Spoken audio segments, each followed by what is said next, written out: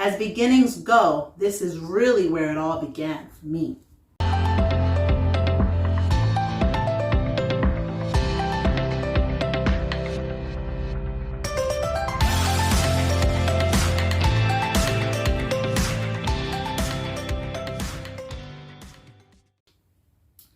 At the age of 18, I began to have these spontaneous outer body states of awareness and mystical experiences that led me to the very core of an atom and to the far reaches of this planet in search of answers that my Western upbringing could not answer. This is at the root of my search and my lifelong quest of this indescribable, sublime world of the mystical. It has been my primary focus throughout my life. I can see how one can walk that fine line between genius and insanity, because at the time my society gave me no value to these deeper states of consciousness.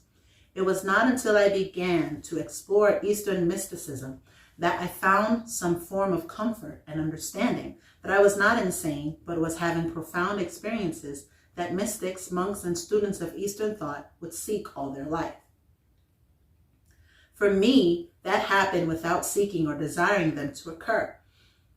My seeking was to look for the answers and understandings as to what these mystical experiences meant. So, back to where it all started one night at the age of 18. It began with a very vivid, lucid dream. In this dream, I remember standing on a diving board at a swimming pool and jumping into the water. I dove deep underwater into the deep end of the pool. For me, water has always been my element from a young age, and into my teens as a surfer growing up into California. At first, it seemed completely natural and just an ordinary dream when it began, but when I attempted to reach the surface, I struggled to get my head above the water. The surface of the water never seemed to be there. The more I struggled to reach the top, the further it appeared to be. In the beginning of these recurring dreams, I would eventually wake up choking as though I had almost drowned. Following this first night, the dream kept happening in exactly the same way. Night after night, diving into the water, going deep, struggling to reach the surface, waking up from the dream, gasping for air. I kept having these recurring, very real dreams, gasping for air, only to wake up in fear that I was drowning. On about the 5th night of this recurring dream, while underwater, again and again, still trying to reach the surface with to no avail, a voice inside my head spoke as clear as day, "Relax. And just breathe." Breathe underwater. How is that possible? I thought. At first, I doubted this voice that spoke out of nowhere. Somehow, eventually trusting the voice in the dream, I threw my arms back, relaxed, and just began to breathe underwater as though I was breathing air.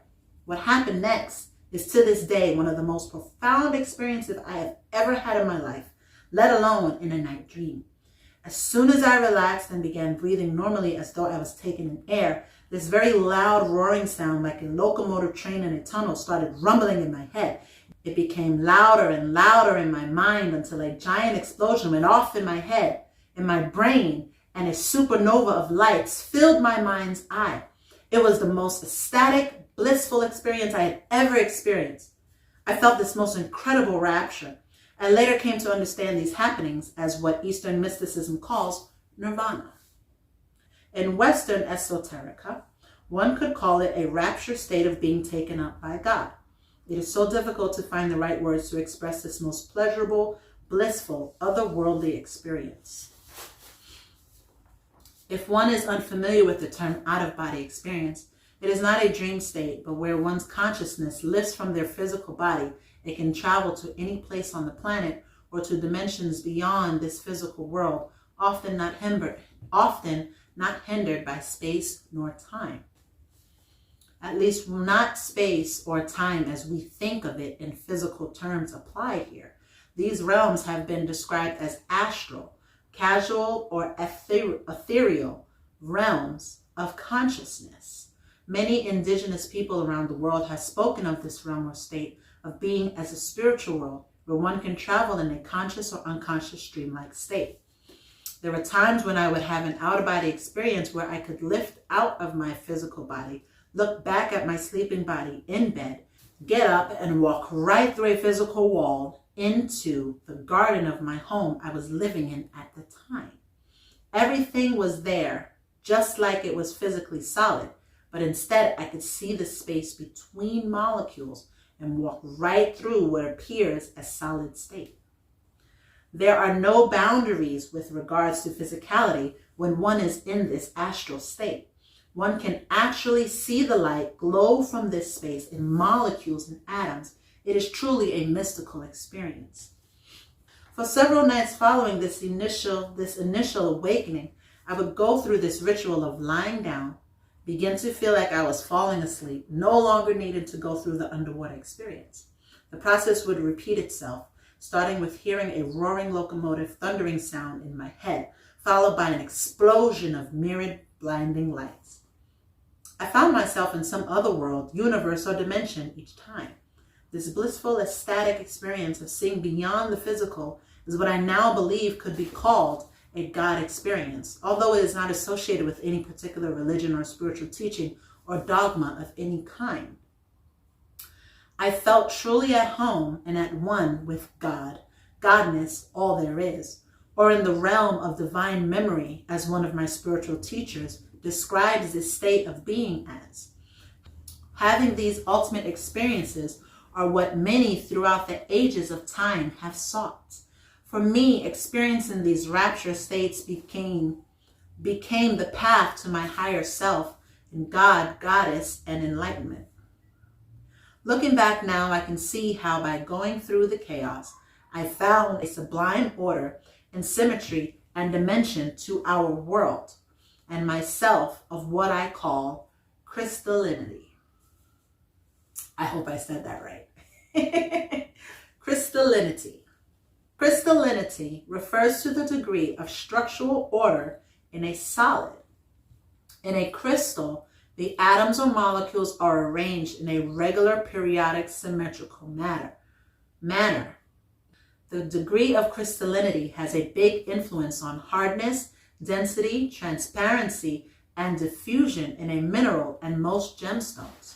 Compare this to a gas, where the relative positions of the atoms or molecules are completely random without an order or structure. In our lives, we often refer to the degree of transparency.